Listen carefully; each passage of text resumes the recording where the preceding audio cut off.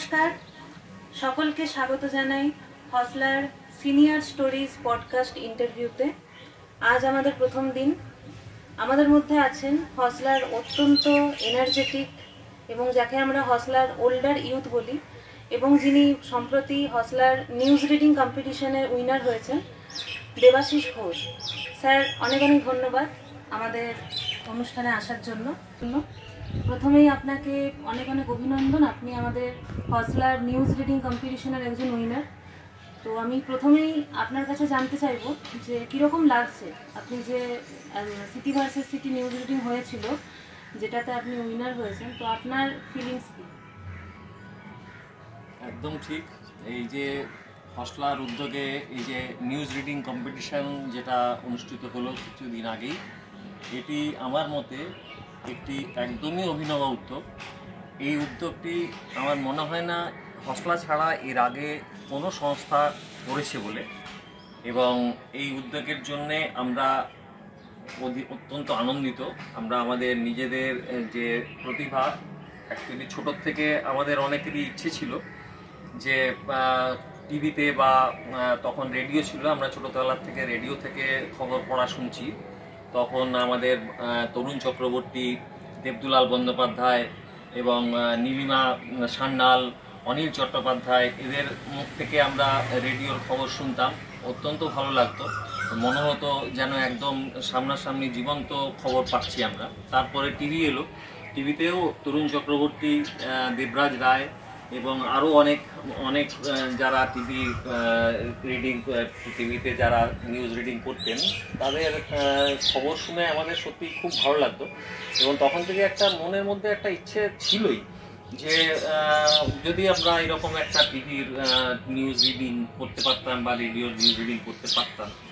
তো এখন সেটা সম্ভব হয়নি, অন্য কারো কারণেই হোক।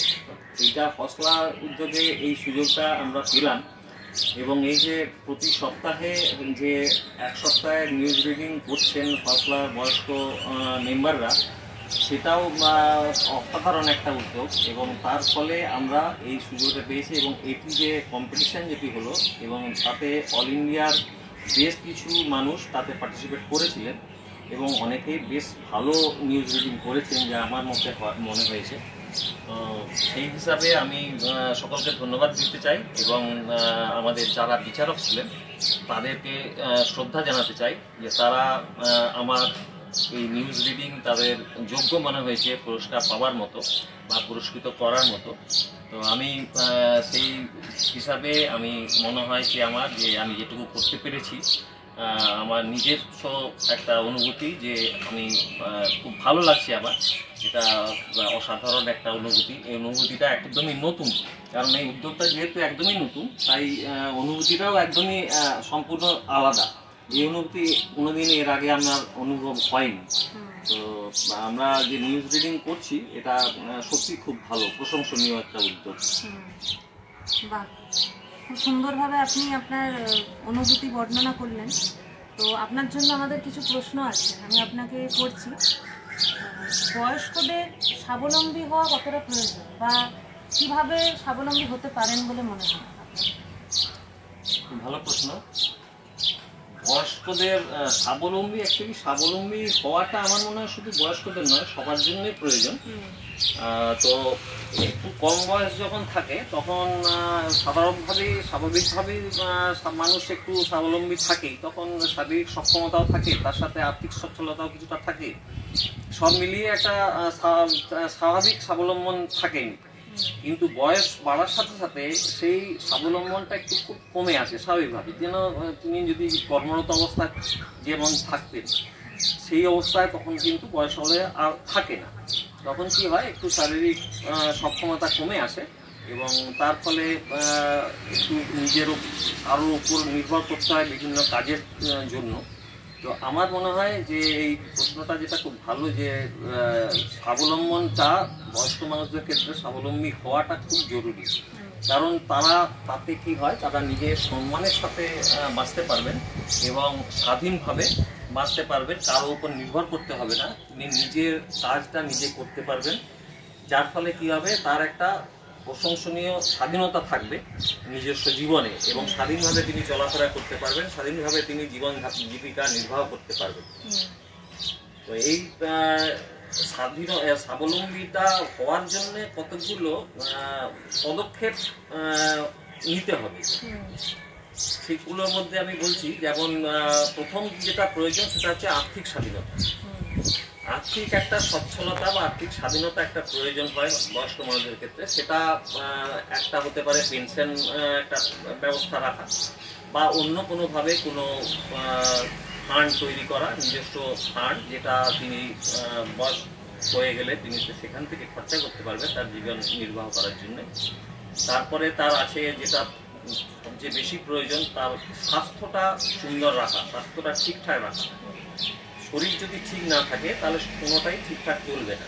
তো তারপরে কী হয়, শরীরটা ঠিক রাখার জন্য তাকে কিছু যোগব্যায়াম করার প্রয়োজন হয়, যেটি হসলার উদ্যোগে প্রতিদিনই প্রায় হচ্ছে। এটাও অসাধারণ একটি উদ্যোগ, অসাধারণ উদ্যোগগুলোর মধ্যে সেই যোগব্যায়াম করা, এবং তার সাথে সাথে হাঁটা, বা তার সাথে নিয়মিত স্বাস্থ্য পরীক্ষা করানো, নিজের স্বাস্থ্য পরীক্ষা করা, এবং প্রয়োজন মতো চিকিৎসা করানো, যেটি খুব প্রয়োজনীয়।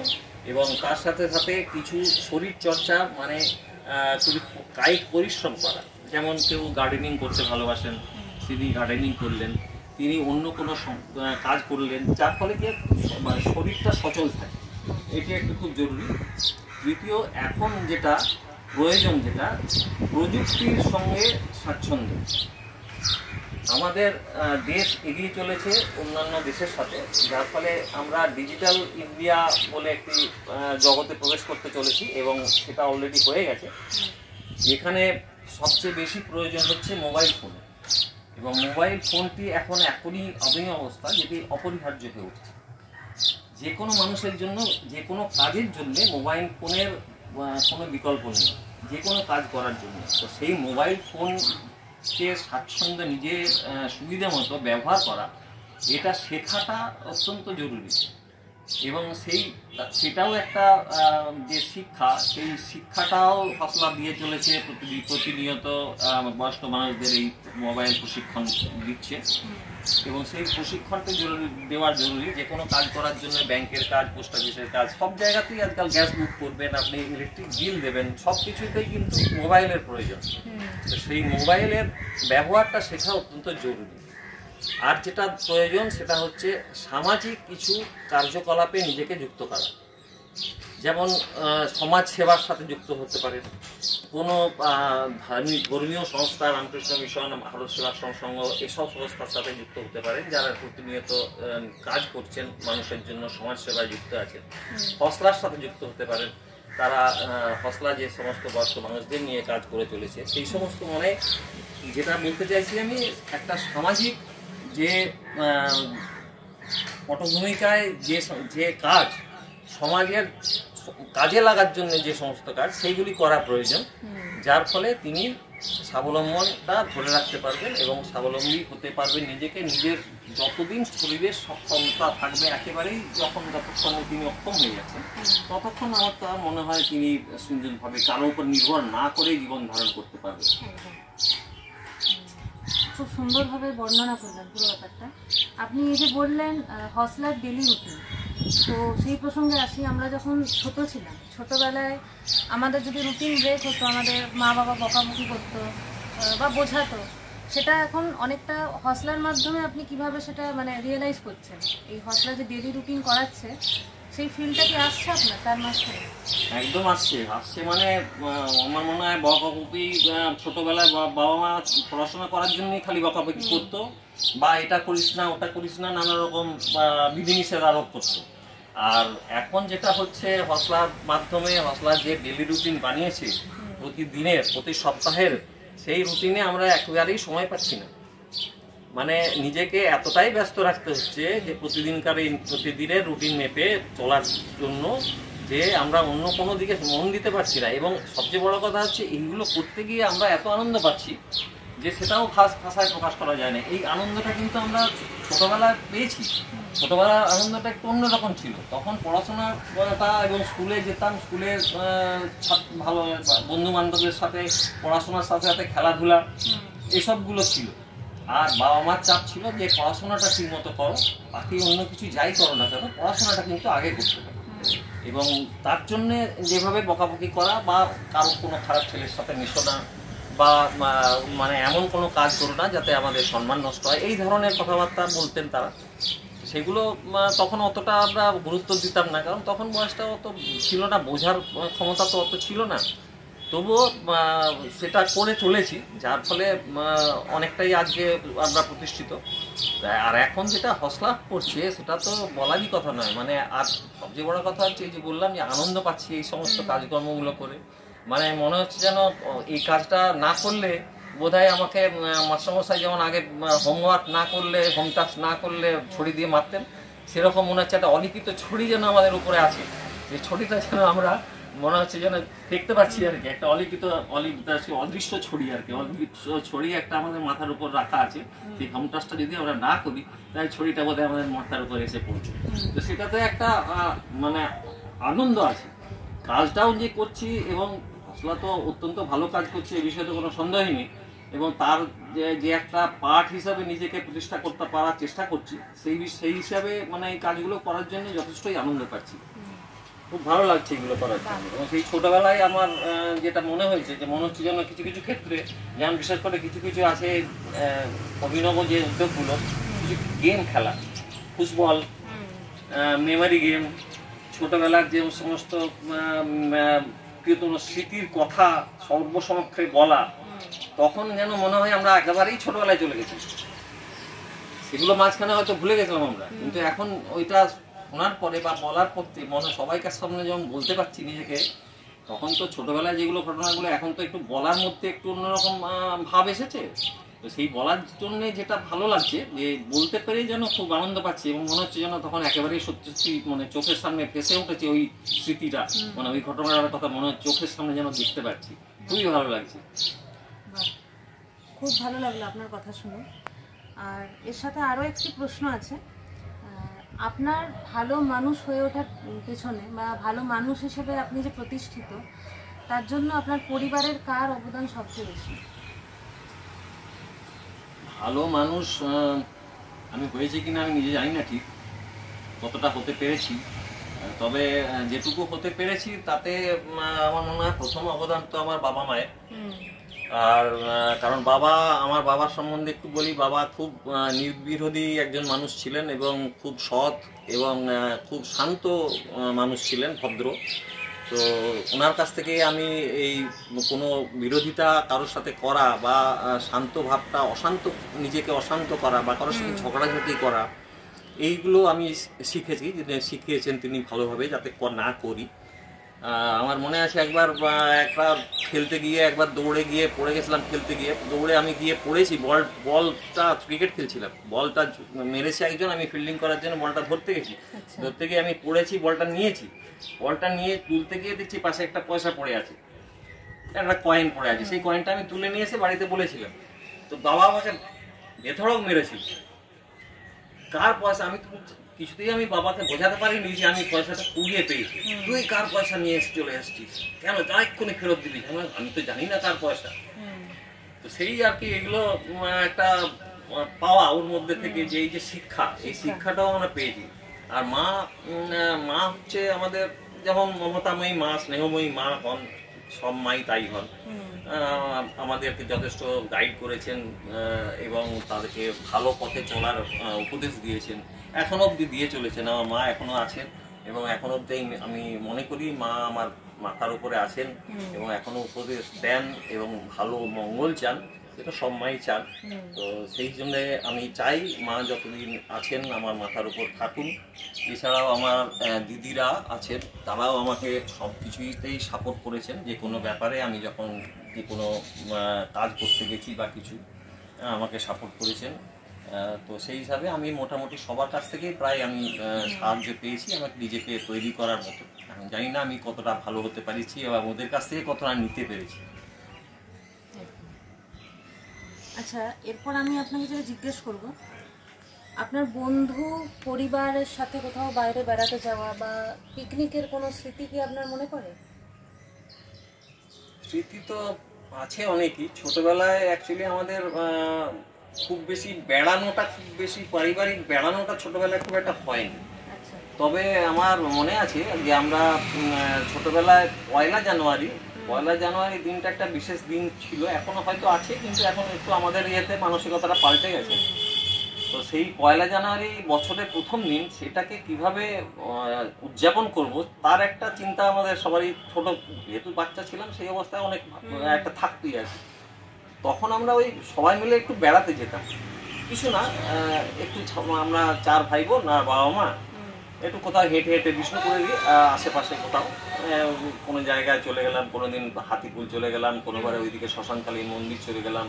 তখন এইসব চিহ্নমস্তা হয়নি, মানে এইভাবে পয়লা জানুয়ারিটাকে সেলিব্রেট করার চেষ্টা করেছি। আর ছোটোবেলায় আরেকটা জিনিস করেছি, যেটা আমার মামা বাড়ি হচ্ছে গোয়ালতোড় গ্রাম আছে, সেই গ্রামে এখন খুব মাওবাদী অধ্যুষিত এলাকা বলে খুব নামই হয়ে গেছিলো মাঝখানে। যাই হোক, তো সেই গোয়ালতোড় গ্রাম থেকে জঙ্গলটা খুব কাছে ছিল, প্রায় মোটামুটি 1-1.5 কিলোমিটারের মধ্যে জঙ্গল ছিল, চতুর্দিকেই জঙ্গল ছিল। তো সেই 1-1.5 কিলোমিটার যেটা, সেটা সবচেয়ে কাছে আর কি। তখন আমরা ওই যেতাম মামাবাড়িতে, তখন তো প্রায়ই যেতাম, বছরে 2 বার যাওয়া হতো। গিয়ে তখন ওইখান থেকে আমাদের যে বাড়ির যে সমস্ত লোকেরা, মামাবাড়ির বংশটা খুব বড়, সেন পাড়াই আছে একটা, সেন পাড়া আছে, সেই পাড়ার যা মানে যথা সবাই আত্মীয় স্বজন সবাই মিলে একটা পিকনিক করতে যেতাম। মানে ওই বছরে একবার আমরা পিকনিক করতে যেতাম। তো সেই পিকনিক করার প্রতি বছরই যখন গেছি, একবার আমার মনে আছে ওই রকম ওই জঙ্গলে তখন খুব হাতি থাকতো। এখন আবার হাতি আসছে, কিন্তু তখন খুব বেশি পরিমাণে মজা থাকতো। যদিও তখন আমি ছোট ছিলাম, অত খুব বেশি জ্ঞান ছিল না, কিন্তু একবার ওই জঙ্গলে পিকনিক করতে গিয়ে আবার হাতি তাড়া করেছিল। সেটা একটা বিচিত্র অভিজ্ঞতা। যদিও আমি তখন খুব ছোট, দৌড় সবাই দৌড় যে এসে মানে হাতির এই ভাইয়ের ভাতের হাঁড়ি সব উল্টে দিল, যে কোনো রকমে যেন আমরা নিজেরা প্রাণে বাঁচলাম, এরকম একটা ব্যাপার। যদিও ওখান থেকে তখন লোকালয় খুব একটা কাছাকাছি ছিল না জঙ্গলে, মানে অনেকটাই আমাদের দৌড়াতে হয়েছিল হাতির হাত থেকে বাঁচার জন্য। তো সেরকম একটা ছোট স্মৃতি আছে। আরেকটা মনে করতে পারি, খুব রিসেন্ট একটা ঘটনা, যেটা হসলার প্রথম পিকনিক, সেটা জয়পুরের জঙ্গলে হয়েছিল। সেটা প্রথম পিকনিক আমাদের, এবং সেখানে যখন আমরা প্রথম যাই, তখন সেখানে কিন্তু বেশ কিছু নতুন মানুষের সাথে আলাপ হয়েছিল, নতুন মানুষের সাথে দেখাই হয়েছিল, অনেকেই হয়তো চিনতাম না তখন। তো সেই আমি তখন এই জন্যই আমি একটা শান্তনুকে প্রস্তাব দিয়েছিলাম যে এখানে তাহলে একটা সবাইকে একটা ইন্ট্রোডাকশনের ব্যবস্থা করব। তো শান্তনু সেটা অ্যাকসেপ্ট করেছিল এবং সেই ইন্ট্রোডাকশনটা শুরুও করেছিল। তারপরে হঠাৎ করে কি শুরু হলো, ইন্ট্রোডাকশন করতে করতে হঠাৎ কে একজন বলে উঠলো, যার ইন্ট্রোডাকশন হবে তাকে একটা করে গান গাইতে হবে। এবার তখন তো গান গাওয়ার ব্যাপারটা আমার মাথায় মানে একদমই আমি পেয়েছিলাম না। গান গাইতাম হয়তো, কিন্তু তখন আমি সেই গান গাওয়ার কথা শুনে আমি ওখান থেকে দৌড়েছিলাম, মানে আমি গান গাইতে হবে, আমি আর পারবো না গান গাইতে। এই সব ছোটখাটো কিছু মজার ঘটনা মনে আছে। না, সেইবার আর গান গাইতে পারিনি। অনেকেই গেছিল, শান্তনু নিজেও একটা খুব ভালো গান গেয়েছিল আমার মনে আছে, ইয়ার আনার একটা গান, অনেকেই গাইলো গান। তখন আমি গান গাইতাম, কিন্তু তার মানে এই নয় যে সর্বসমক্ষে সবার সামনে গান গাইবো।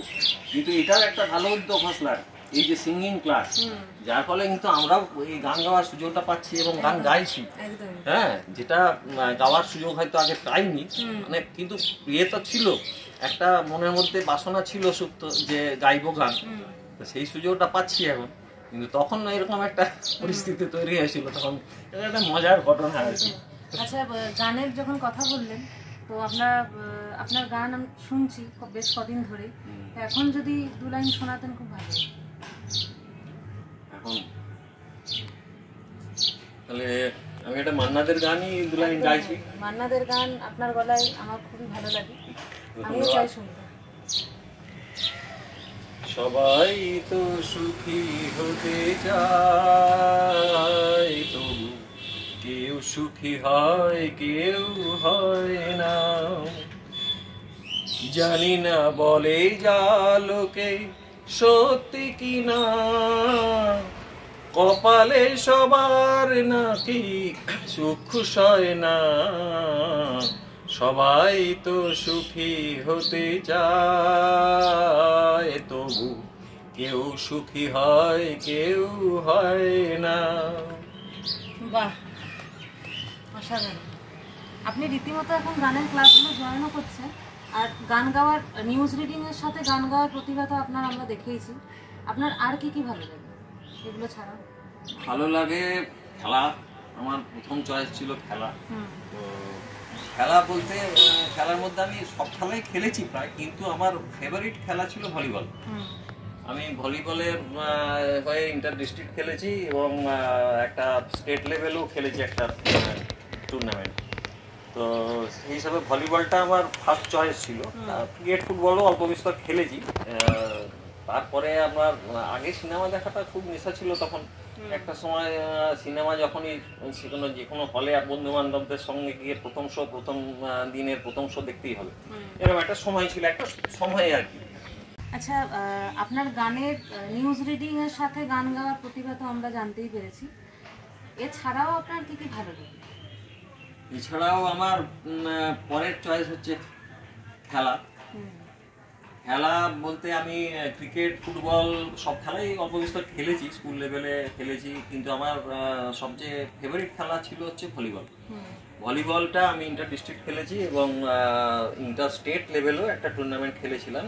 তো সেই হিসাবে প্রথম চয়েস ছিল আমার ভলিবল। ভলিবল খেলাটা আমার খুব ভালো লাগতো। এখনও সুযোগ পেলে আমি মাঠে চলে যাই, এখনও খেলা হয় আমাদের ক্লাবের, আমরা কজন মাঠে এখনও মাঝে মাঝে চলে যাই। এছাড়া আছে আমার যেটা বই পড়া। বই পড়াটা আমার নেক্সট যেটা ফেভারিট হবি বলতে পারি, বই পড়া। বইটা আমার মানে অত্যন্ত ভালো লাগে। বই পড়াতে আমি লাইব্রেরি এসেই, আমি রিটায়ার করার পরে এসে আমি লাইব্রেরি মেম্বারশিপ নিয়েছি।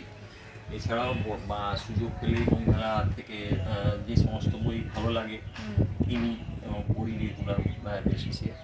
আরেকটা ছিল একসময় সিনেমা দেখার নেশা, যেটা মানে একটা সময় বন্ধু বান্ধবদের সাথে যা হয় আর কি, প্রথম দিন প্রথম শো যে কোনো সিনেমা বিষ্ণুপুরের হলে এলে দৌড়াতেই হতো আর কি। সেই যেতে মতো একটা সময় ছিল, সিনেমার চল তখন ছিল।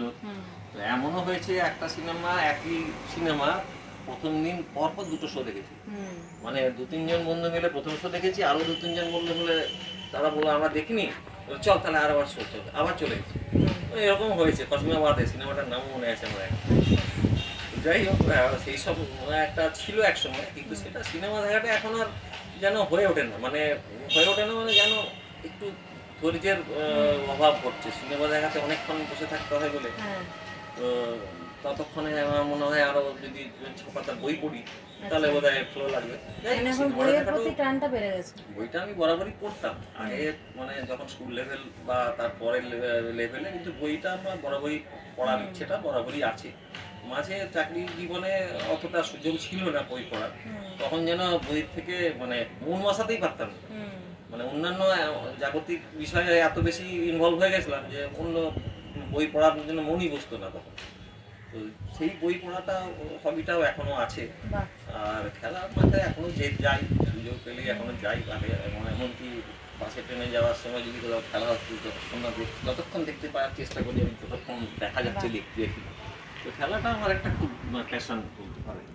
আচ্ছা, এই যে হসলার যে ডেইলি রুটিন হচ্ছে, তো হসলার অ্যাক্টিভিটিগুলোর মধ্যে কোন কোন অ্যাক্টিভিটি আপনার বেশি ভালো লাগে? গানটা যেমন আপনি বললেন, গান, নিউজ রিডিং, এছাড়াও আর কি ভালো লাগে? আমার সত্যি কথা বলতে কি, হসলা যে সমস্ত উদ্যোগগুলো নিয়েছে সবকটাই অভিনব।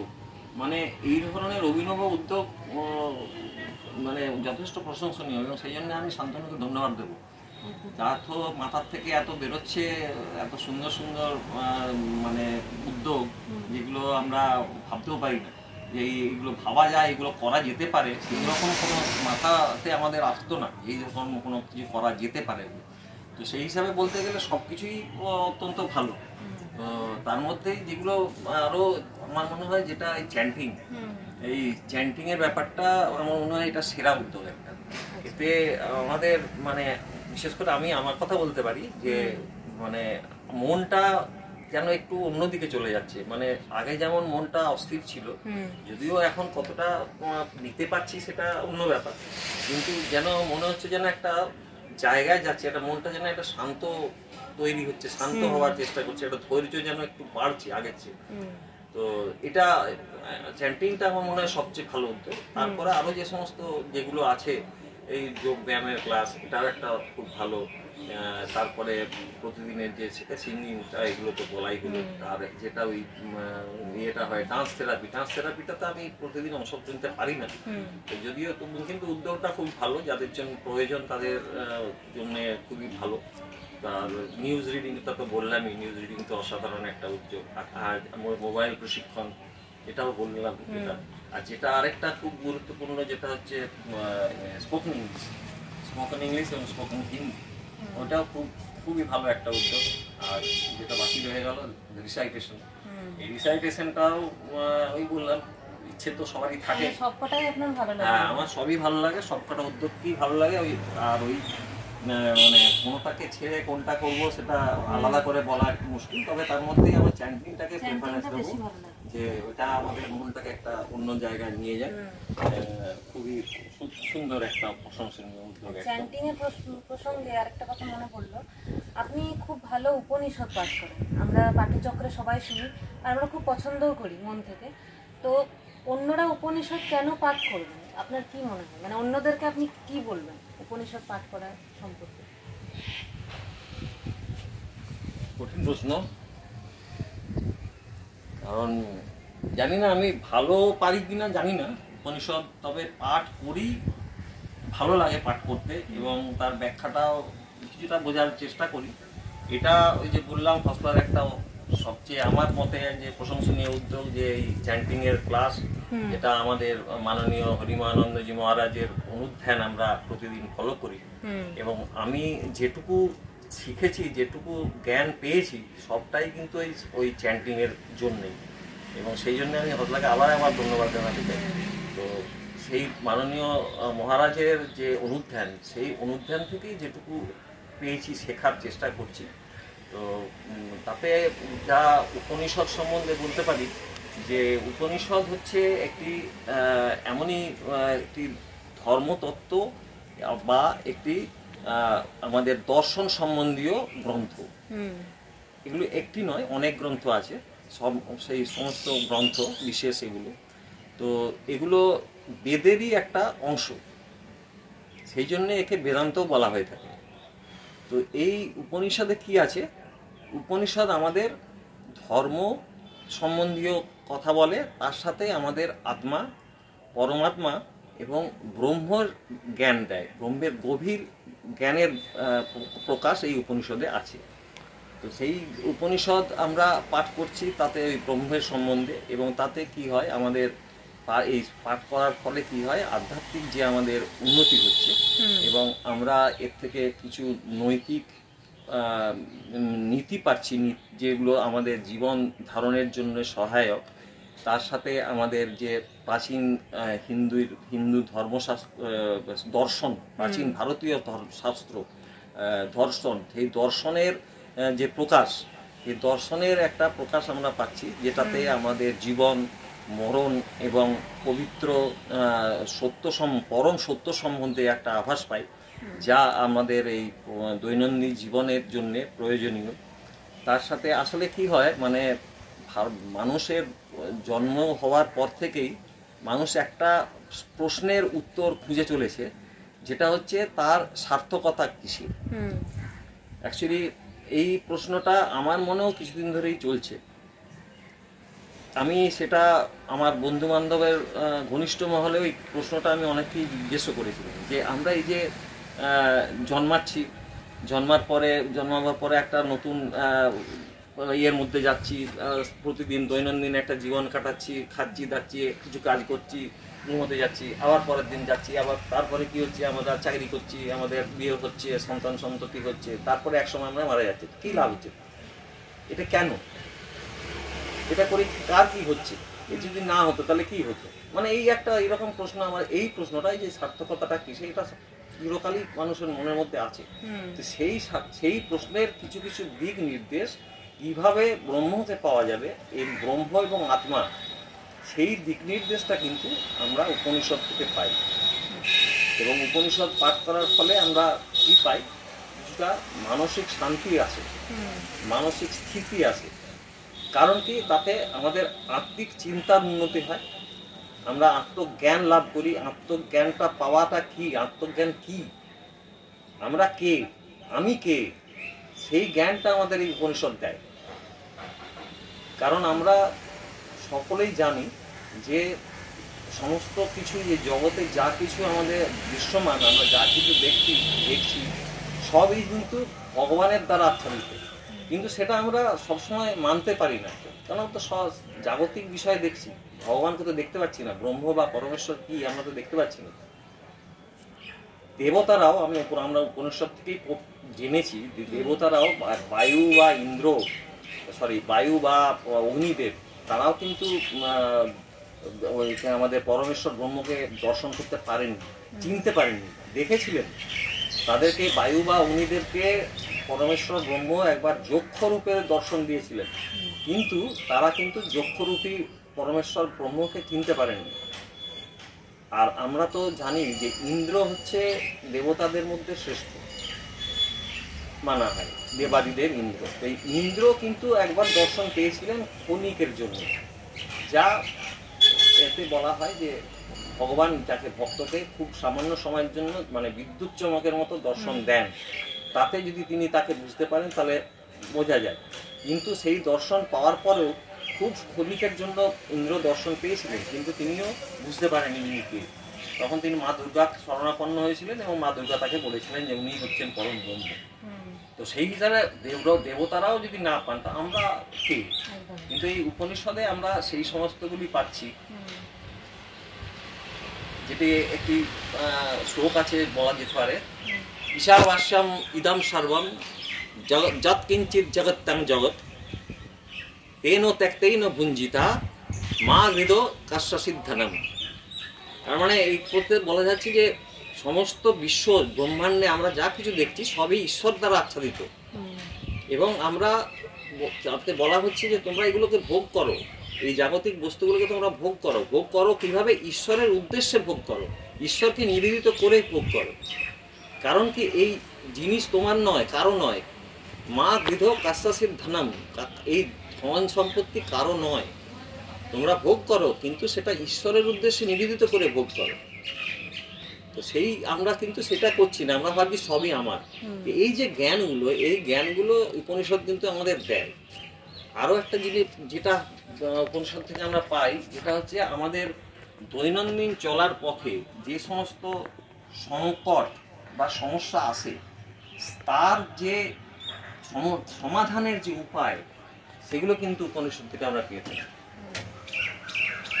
তার জন্য আমি বলবো যে উপনিষদ যদি আমরা পাঠ করি, অনেকেই বলেন যে, মানে আমারও তাই ধারণা ছিল একসময় যে উপনিষদ মানে বিশাল কঠিন জিনিস, অনেকেরই ধারণা এখন হয়তো সত্যি কঠিন, কিন্তু এখন যেহেতু এই বললাম সামান্য একটু জ্ঞান হয়েছে, আমি এমন কিছু জ্ঞানী হয়ে যাইনি যে ওই উপনিষদ সম্বন্ধে বড় বড় জ্ঞান দিতে পারবো। যখন বুঝিয়ে বলেন তখন আমাদের অনেক সহজ লাগে, হয়তো আপনি নিজে ভালোবাসেন বলে আমরা আরো জিনিসটা উপলব্ধি বলে আমার ভালো লাগে এবং পড়তে ভালো লাগে। এবং আরেকটা জিনিস যেটা বোঝা, আমি বুঝতে কিছুটা হলেও চেষ্টা করছি বোঝার, আর ওই মহারাজ যেমন ভাবে এত সুন্দরভাবে ব্যাখ্যা করেন, যার ফলে আরো সহজ সরল হয়ে যায়, এবং উনি উপমা দিয়ে ব্যাখ্যা করেন, যার ফলে যেন মানে মেলাতে পারি এর সাথে আমার এই বইয়ের কথার সাথে, বইয়ের ব্যাখ্যার সাথে যেন সাধারণ জীবনের যে ব্যাখ্যা, যে উপমা, সেটা যেন মিলে যায়, যার ফলে বুঝতে খুব সুবিধা হয়।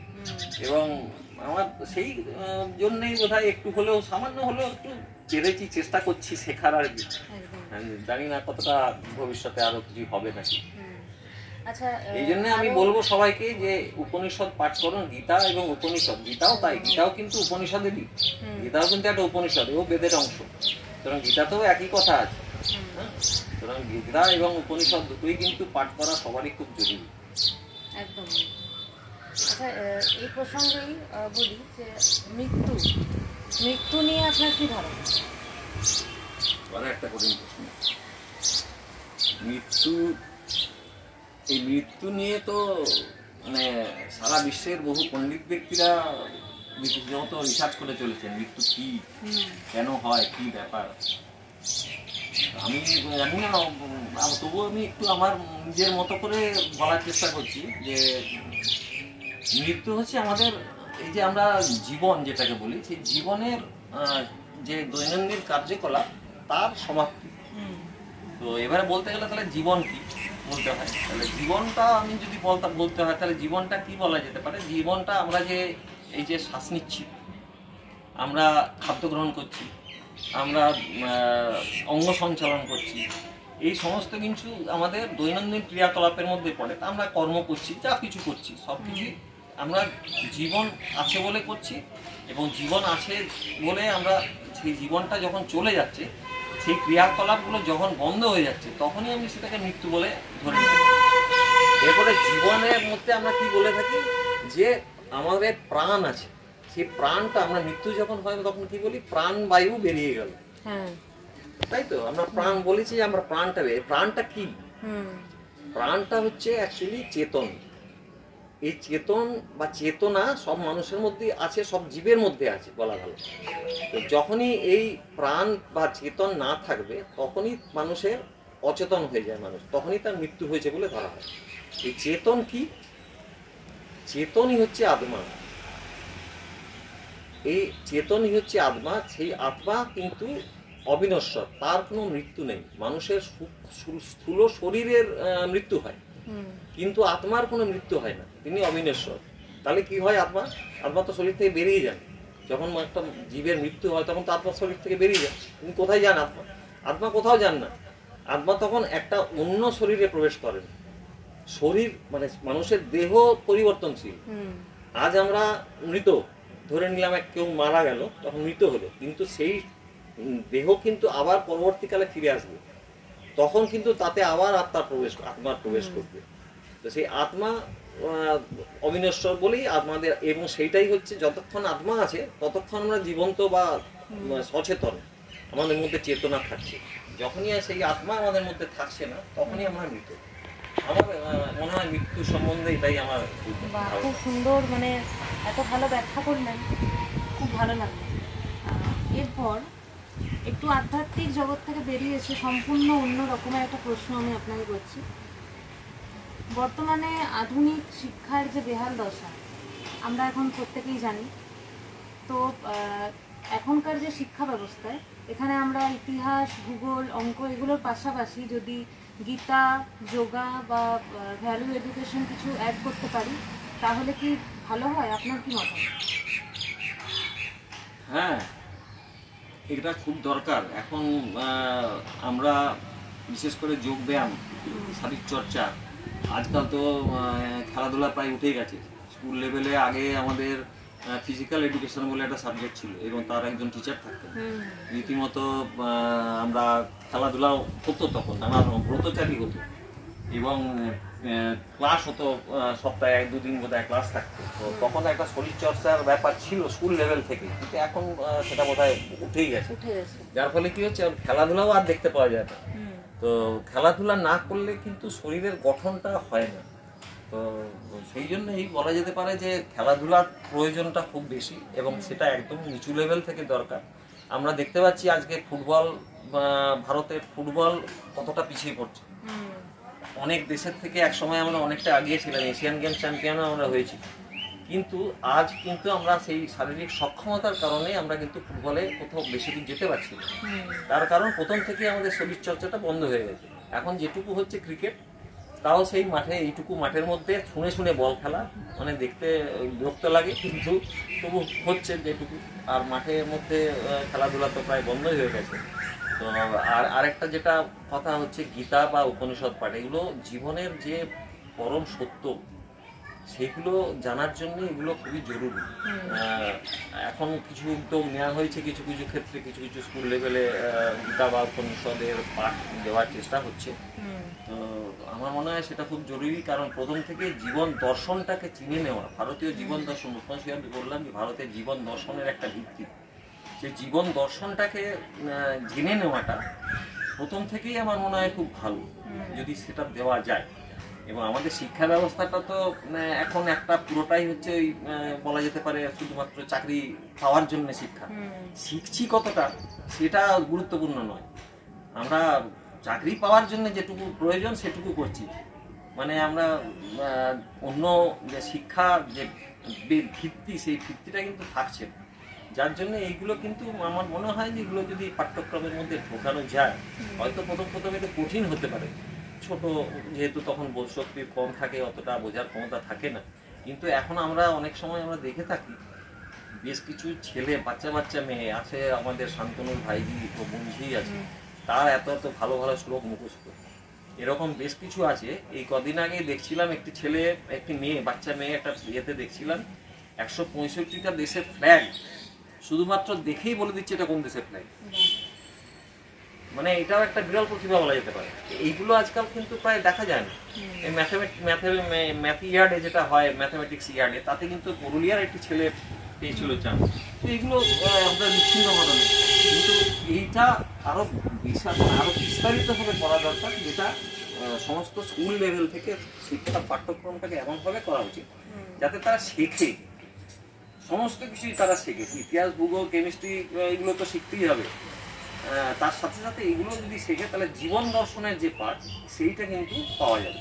আমার মতে এটা করতে পারলে খুবই ভালো, করা উচিত বলেও মনে হয়।